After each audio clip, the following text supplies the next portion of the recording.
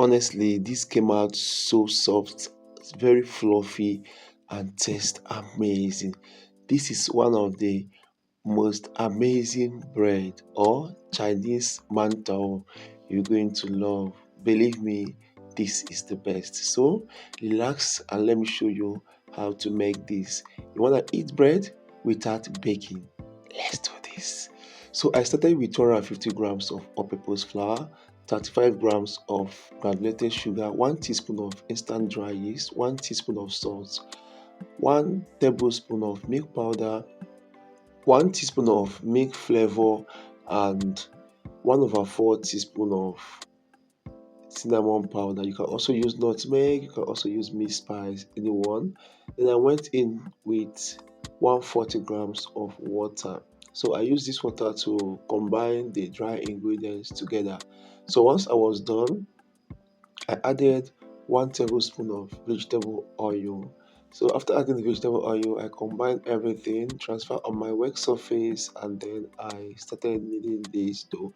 I use my normal method, all of you know, that helps to make my dough soft, super soft, make my dough stretchy, and my dough attain the window pane test. Yes. So after heating the dough and kneading for the first time, I covered it and let it rest or to prove for like 20 minutes. So after the first 20 minutes, I took out the dough. I had to also knead the dough again, heat the dough again, just as I did in the first time. And after that, I also covered it again for the second 20 minutes. Okay, so this will help your dough to soften very well and also to become stretchy, and by the time you bake your bread you're going to have soft, delicious, fluffy bread or Chinese mantou or steamed bread buns. So if you're making bread buns, you don't want to fry it, you just want that bread buns that you can steam, or you don't have, maybe you don't have your oven or thereabout to bake, or you don't want to use your pot and sand or pot and stones and all that, this particular recipe will work out for you, and believe me, you're going to enjoy a very delicious bread. So I went ahead and divided this dough into two parts because the dough gave me about 460 grams, so I divided each part 230 grams each. Now to the second part, I had to add some cocoa powder or sweetened cocoa powder. Added my combo flavor a little, about half a teaspoon, and half a teaspoon of coffee flavor. You can also use chocolate flavor if you want. So after adding that, I rolled out each part of the dough, both the white one or the plain dough and the one I added the cocoa powder to. So now I joined the two dough together just as you see in the video. Make sure that I roll it a little bit more, then I roll them up just as you see in the video.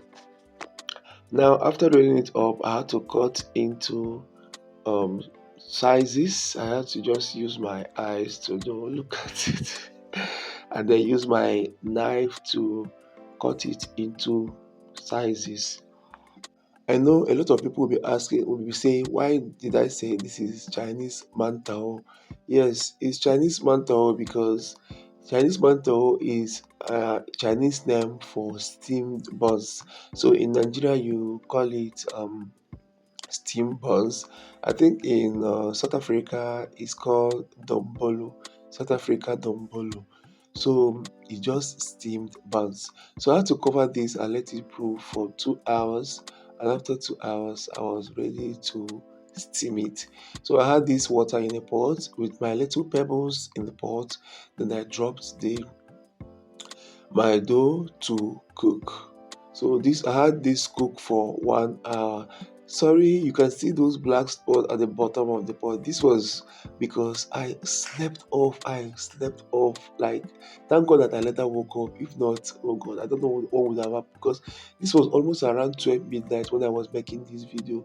So when I woke up, I had to rush immediately and found that my pot was almost black. Then I had to then pour water back inside it because my water has all dried completely and it was just the pot. But thank God that nothing happened. I was able to bake my bread. After the 1 hour, my bread was ready because I set my alarm. It was my alarm that even the first because my first 30 minutes alarm that woke me up because when I saw that my water is almost dry. So this was what I got, and you can see how fluffy this bread is and so soft and yummy. So I hope you're going to be trying this recipe, and when you do, let me know.